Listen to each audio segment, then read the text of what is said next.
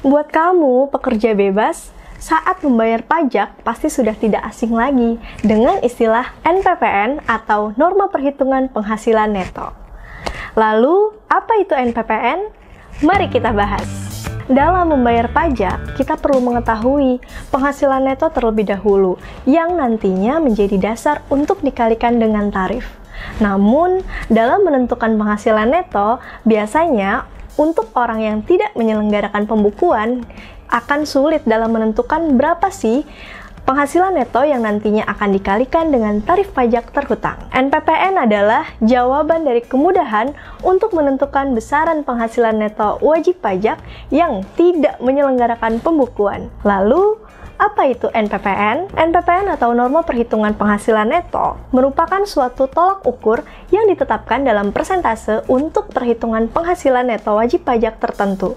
Norma perhitungan ini bertujuan untuk menyederhanakan perhitungan untuk mencari penghasilan neto yang akan dijadikan sebagai dasar perhitungan PPh terhutang. Setelah mendapatkan besaran penghasilan neto, wajib pajak dapat menghitung besaran PPh terhutang untuk kebutuhan pembayaran dan pelaporan pajaknya. Namun, dalam menggunakan NPPN, tentu ada syarat yang harus dipenuhi. Dasar hukum norma perhitungan neto ini tercantum dalam Undang-Undang Nomor 36 Tahun 2008 yang sebagaimana telah diubah dengan Undang-Undang Harmonisasi Perpajakan Klaster Pajak Penghasilan pada pasal 14 dan dijelaskan lebih dalam di Peraturan Direktur Jenderal Pajak Nomor Per 17 Tahun 2015 tentang norma perhitungan penghasilan neto. Syarat wajib pajak untuk menggunakan norma perhitungan ini adalah yang pertama, peredaran bruto dalam 1 tahun kurang dari 4,8 miliar. Yang kedua, menyelenggarakan pencatatan. Yang ketiga, memberitahu kepada Dirjen Pajak dalam jangka waktu 3 bulan pertama dari tahun buku.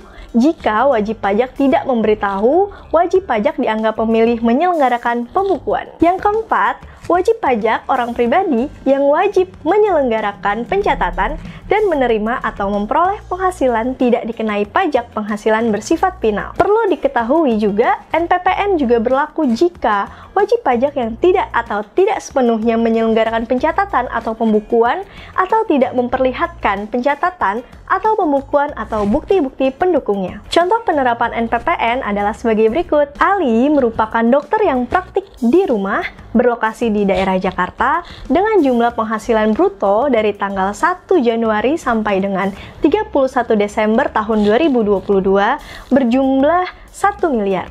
Perhitungan penghasilan netonya adalah 50% dikali 1 miliar, sama dengan 500 juta.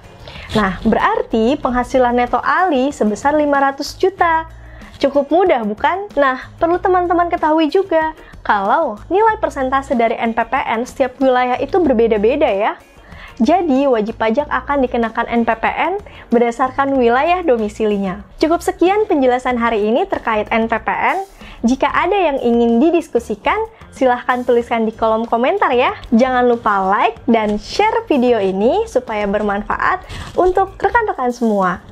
Terima kasih. Sampai jumpa. See you.